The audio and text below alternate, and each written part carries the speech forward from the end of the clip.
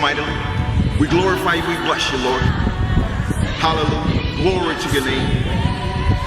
Father God, we know that you were wounded for our transgression, bruised for our iniquities. The chastisement of our peace, and with your stripes we are healed.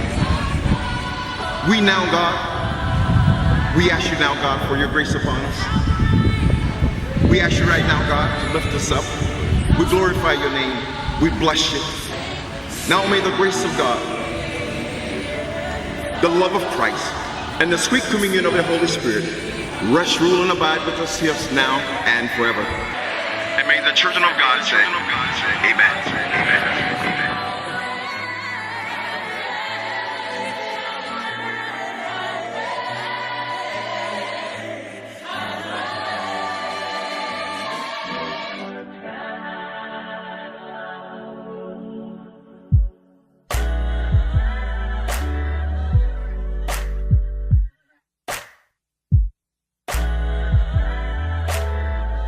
First is that God is better than the world's best thing. God is better than the best thing that the world has to offer.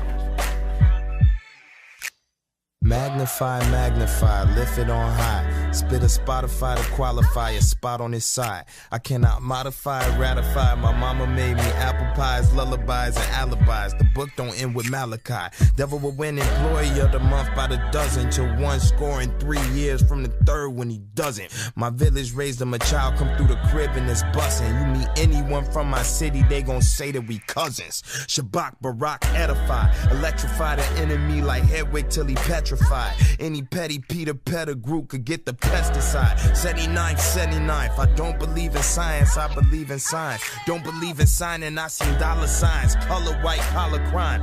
Good God, the gift of freedom. Hosanna Santa invoked and woke up slaves from Southampton to Chatham Manor. My dream girls behind me feel like I'm James Early. The type of worship make Jesus come back a day early.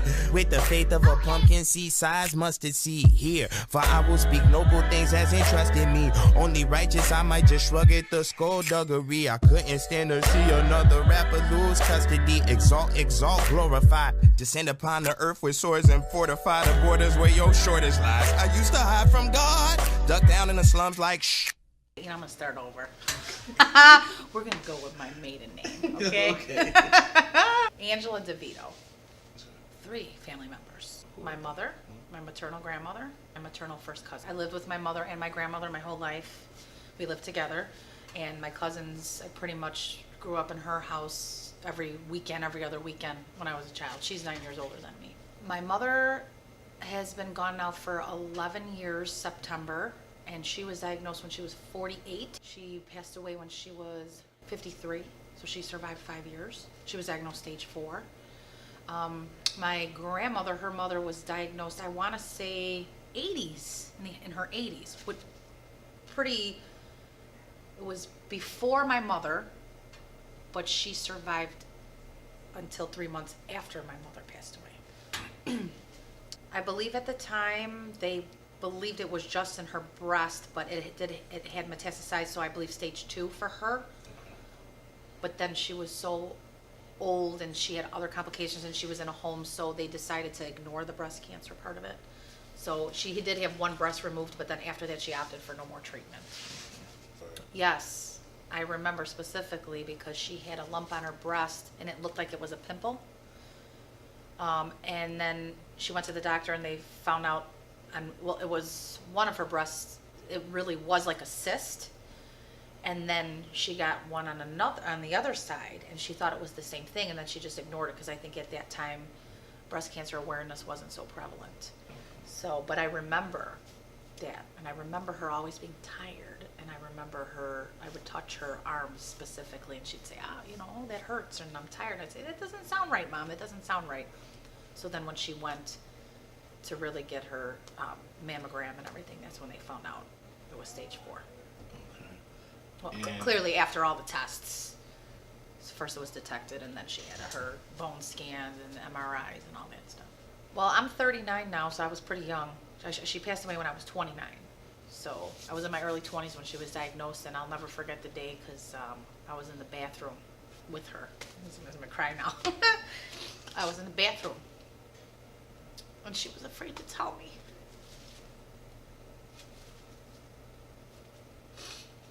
And she told me, but she said, I'm a fighter, and I'm not gonna give up, I promise. So I said, good, because I'm not gonna let you, you know? And at that time, like I said, we really didn't know much about breast cancer at the time. She was the first person in the family. And I think it was, a lot of people didn't know that much about it at that time. She's been gone 11 years, so 16, 17 years ago. It's not like how it is now, you know, awareness. So we just went day by day and test by test. And first she had chemo, then she had radiation, and then she had different parts, you know, in her lymph nodes, it had metastasized to different parts. So it was on her liver, in her brain, on her bones, pretty much little spots everywhere. So they gave her the chemo on and off to try to shrink those. And then during that time, she wound up with one of the tumors on her jaw. So then she had to have like a facial cast, not a cast, like a facial mask type thing made. I'll never forget it. And they would put it over her face, and then she had to have the radiation to shrink that. Then that ruined her teeth, so she had to have her teeth removed. On and off chemo, on and off steroids. I remember when she was on steroids, she felt the best because she had a lot of energy, you know, and she blew up like a balloon, but she's like, I'm doing everything. She's like, I love these things. So at first, it was really bad and very sad, and she lost a lot of weight, and she was very depressed, and she almost wanted to give up. And then I think that's when she went on the antidepressants, and that kind of helped her out a bit. And then it was just years of in and out of the hospital. I mean, she was there, I want to say she had treatment like 2-3 days a week. And then she had to have blood all the time. And she had to, I'll never forget, she had to have like the Zometa, they called it, for the bones prior to her, like she had to have the Benadryl and the Zometa and all the blood work, I'm sure you know from your mom. And then the chemo, and then after the chemo, they're tired for 2 days, and then they get a little, or maybe the second day's not so bad, and the third day they're wiped out, and then by the time they get their energy back, they have to go through it all over again. So it was hard to see her that way, you know.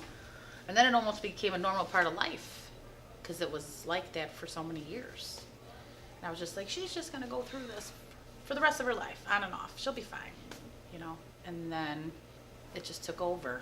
And I want to say they said it was like in the lining, some type of lining in her stomach. And it went into the bone marrow. And then once it went into the bone marrow, things got really bad. So she was a fighter, though. Her last 2 weeks of life, she was kind of in and out of a coma, like because of the liver failing. So, and then she passed away at the hospital, though. So, well, what I have learned is that, you know, no one knows what you're going through if they haven't gone through it before. So people didn't always know internally the struggle I had at a young age, watching my mother struggle to live. So that was the major thing for me. And then me having to see the woman that cared for me, who was young herself, and I didn't even realize how young until now, 11 years later, that I'm a mom of 2. Because I was, or like I said, early 20s. You know, I wasn't familiar with cancer, so I knew that it was bad, and I knew that she was sick, but I just thought she was going to be okay somehow. So I would just kind of go through the motions, and I cried a lot. I cried and cried and cried a lot. And then I became like, I have to go get this test, I have to go get that test. I was always nervous about getting sick. But, so it was hard. It's hard for me now, as a mother, to go through life without my mother, having 2 kids and wanting her there for them. So I almost feel like things have gotten harder, realizing what life is all about and wanting your mother there. I remember I was engaged at the time, and I was trying to plan the wedding. And then I remember asking the doctor, I'm like, should I move my wedding up? And she called me to the side, and she's like, I feel sorry for you. I don't really think you understand what's going on here. She goes, maybe you should move it up like 6 months. And I was like, okay. And then my mom passed away 2 weeks later. So, you know, I don't know if the doctor really nobody knows but God. I mean, we know that. But I don't, the doctor had it, no, it's, 2 weeks away. So I was in denial probably, and I had a big family, so everybody was there to support each other, but it was hard, very hard. When she was dying though, I had one conversation with her and I asked her if she was tired, and she said, yeah, she was tired. And I knew what that meant. I knew that she didn't have any more fight in her at the end, because it really took everything out of her. And I told her it was okay, Well, of course I tell her I love her. And I miss her. Yeah, for sure. It says, hi, Mama, I love you. Can you see it? Yeah. Hi, Mama, I love you, how much all the world. And this is a sound wave. My friend is a recording engineer, so I had him put the last conversation I have recorded with my mother. I had him put into a sound wave, and that's the sound wave of the conversation. And I said, hi, Mama. And she said, hi. I said, I love you. She said, I love you too. And I said, give me a kiss. And she gave me a kiss. And I said, how much? And she said, all the world. And I have that recorded. And then I have the little pink heart for breast cancer. So that was my tribute to her 10-year passing. To love them every single day and to support them and to realize that even though you are their family member and that you are involved in this, they are the ones that it's their body, and you have to respect that every day may be something different for them, because I could remember one day she would be okay, one day she wouldn't. But this is how I live my life now. The biggest advice, love them. Just love them and be there for them. And just know that it may be a long road, but there is hope. And if not, God will guide you where you need to go. But to love, which we should all be loving every day anyway. But, just be there for them and love them and support them. And then there's a lot of resources out there, obviously. We used to do the breast cancer walk every year, too. I forgot to mention that. Every year we did it. But that's what I would just say. To anybody that's diagnosed, just be there for them and be supportive, because support is so huge, And even friends of people that are diagnosed. You really just have to know that support is huge for a person that's going through something like that. I think that will do it. Made me cry how many times now? Hello, my name is Andrew Joslin. The reason why I'm giving this video presentation is just tell you a little bit about myself. See, with the natural, I'm just doing that. I had a heart attack now. This ain't gonna keep messing up your. Hello, everybody. My name is Andrew Joslin. First of all, I'd like to start off by telling you a little bit about myself. I've been a deputy sheriff for 16 years. Before then, I worked for Chicago Housing Authority, where I worked various programs, midnight basketball, bitty basketball, a lot of social events where we helped a lot of seniors, kids, and adults. I'm a product of Stateway Garden, graduate Wendell Phillips High School, attended Southeast Community College, attended University of Tennessee at Martin. The reason why I'm here today is to kind of share my past experience of dealing with my mom, who battled breast cancer for 10 years before she passed. And this is the reason why I'm starting this foundation, the Laura Joslin Foundation, because I like to keep her spirit, her energy, her enthusiasm, her will to help people. She was the type of individual, if you was hungry, she would feed you. If you had nowhere to sleep, she'd let you sleep on the couch. If you needed a few bucks, she'd give you a few bucks. She was that type of individual. And I've been trying to keep her spirit alive by helping individuals who are dealing with cancer. My mom had breast cancer. She dealt with it for 9.5 years before it finally took her from us. So with this endeavor of helping individuals who are currently battling breast cancer, helping individuals who are dealing with the emotional loss their loved ones, this is the reason why I've had these several events throughout the years. And I hope everybody enjoy this video presentation that me and my son put together. And with that, I know this. Go ahead. I remember a special occasion. It was my birthday, and my mom wasn't feeling that well, but I just made it home from work and got upstairs. My mom was dressed, and I asked her what was wrong. Why is you dressed? She said it's your birthday, and she said I'm gonna treat you. There wasn't nobody at home.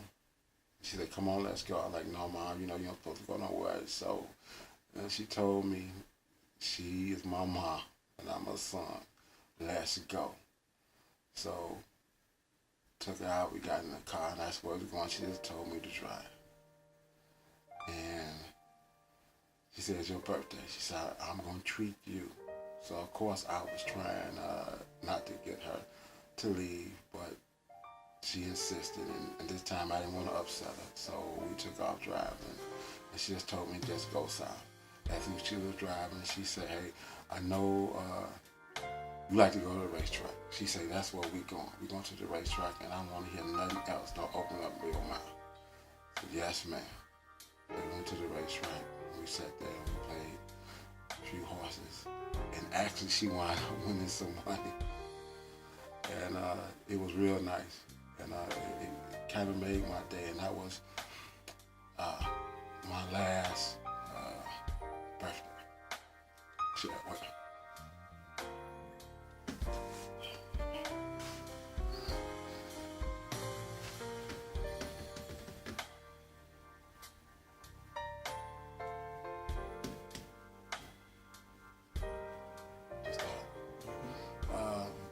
One of the last conversations that me and my mom had is that she told me when she was gone, make sure you don't forget about your god brother.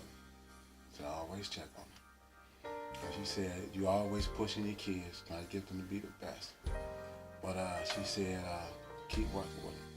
She know my oldest was stubborn, but her auntie said she just like me. So stick with him. He's got two sons named Andrew, and the oldest one, she said, always help him. And then Mother Andrew, she said, always give him a few dollars on the side. She said, if not, then slide him a few dollars. And the little one, my little one, Jeffrey, she would always just take care of him, just keep supporting him like she was doing. And that's what she really wanted me to do. In the beginning stages, my mom dealing with breast cancer was fairly, I would say, easy to deal with because she wouldn't let me deal with it as much. Friends and relatives would often take turns taking her to the hospital, to a treatment. I would take her occasionally. She wouldn't let me take all the time. She wouldn't let me take all the time because she just didn't want me to worry. So there was time, actually, I would come to pick her up, and she actually would give me the wrong time and say, well, my treatment is at 2 o'clock today. And I come over to check on at 2 o'clock. She'd have been to a treatment because it actually was at 10 o'clock that morning, and somebody else took her. So that's how she kind of kept me in the beginning, so I wouldn't have to worry about it as much. She wouldn't let me worry. She wouldn't let me take her. So it was kind of easy to deal with. But towards the middle stages of it, you can really see that it was taking a toll on her. And it was hard. It was hard on me because the person who I relied on the most wasn't as strong. And everything that's been good in my life, I shared with her. I always put a smile on her face. And it was kind of rough because I remember from my first trophy I ever won, that first time I showed my mom, she made a smile, she was so happy. And now, the stage in my life that there wasn't a whole lot I could do now to put a smile on her face. There wasn't a whole lot, because it was just treatment was wearing it out. Cancer was taking toll on her body, and death wasn't nothing I can do. And emotionally, mentally, it took a toll on me because I couldn't do anything. And at times I felt kind of helpless as being a son. And that I just couldn't do nothing. And that was maybe the first time in my life I can remember since I was grown that I could not help my mom deal with her situation. I was just there supporting her. And I gave all the support that I could. And I'd like to thank everybody who supported us during that ordeal.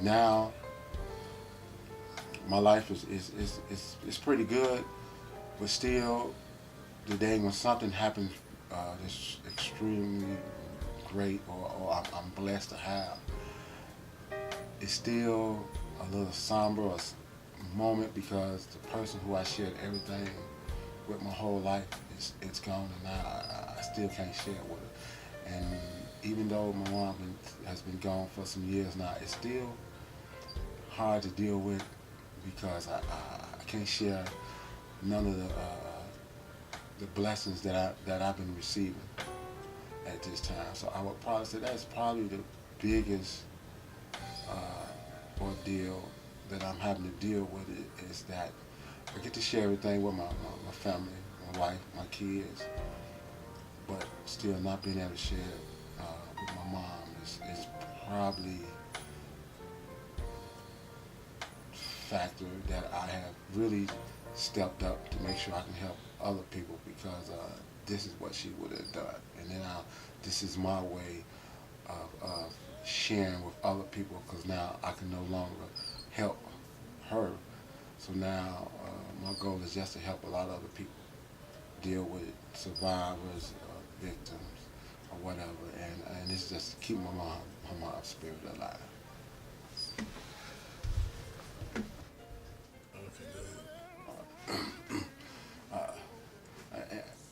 I think for a while that I was in self-denial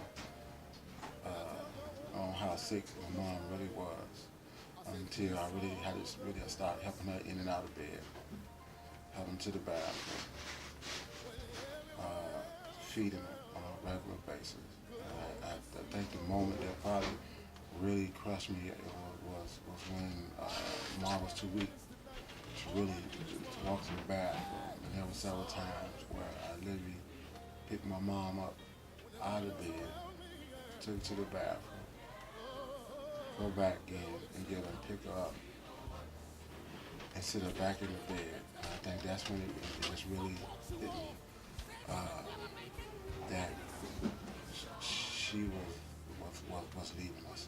And I think for a while I was really in denial because she worked so hard to make sure that I could handle the situation. So anybody who's out there who's dealing with this ordeal, let the loved ones know that you love them. I told my mom I love her so much every day. Kiss and hug so much. Anything that I ever done wrong, I apologize to my mom about stuff that I did when I was a kid.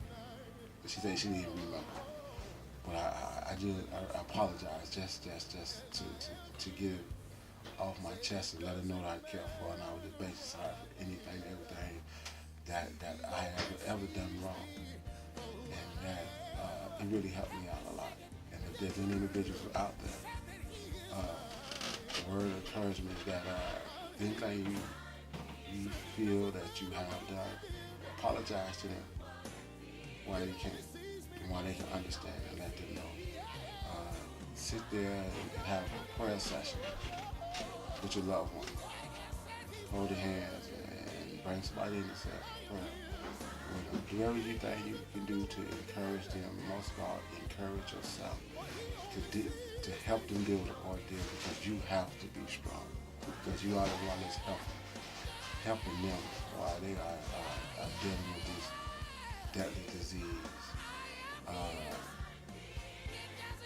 Us men, we have to stand up and help these ladies deal with the battle of breast cancer and any other type of cancer out there that they are dealing with. And the ladies too, and all family members. And the reason why is that cancer runs deeply in my family. It's after my mom passed from cancer. 2 years later, older brother, he passed from body cancer. And a year after that, my older sister passed from the battle of cancer. And I also have another sister of mine. She is a breast cancer survivor. So be strong, help the individuals, and constantly let them know that you love them. Okay, I thought you were waiting to get it again. I wish I could just tell her that I love her and that I'm doing my best to carry on our name, carry on her spirit, her loving ways, and just let her know that I love her so much, and that I'm watching over the family. I'm checking on everybody just like she was doing. And I am trying to put a smile on people's faces and brighten up their days just like she was doing. And that while she's looking down on me, I will continue to take care of the family, take care of individuals, people who may need to be taken care of and help them. Because that's what she always wanted. Just let her know that I'm just keeping her spirit alive. This mom, I just love you. And most of all, I miss you. And that I'm hanging in there. You don't worry about me. Because I'm doing everything that you taught me. And I'm going to continue to help in the spirit of your name, the spirit of Lord Joslin. In your name, I love you.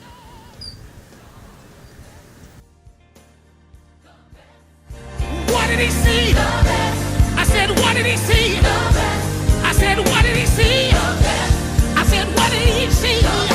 I said, what did he see? I said, what did he see? He saw the best in me. Oh Lord, oh Lord, oh Lord, oh Lord. Can I sing the verse one time? Listen to this, y'all. I love this. I love this. See, he's mine, and I'm his. It doesn't matter what I did, but he only sees me for who I am. Ooh, Lord, yeah. He's mine, and I am his. It doesn't matter what I did. He only sees me who I am. Sing it one time. We're going to go past this. He is mine. Oh. He's mine, and I'm his. Ooh. It doesn't matter what I did. He only sees me for who I am. He only sees me for who I am. And the reason why he sees me for who I am, because he created me in his image and his likeness. He's mine. He's mine. I am his. It doesn't matter what I did. He only sees me. He only sees me for who I am. He saw the best. He saw the best.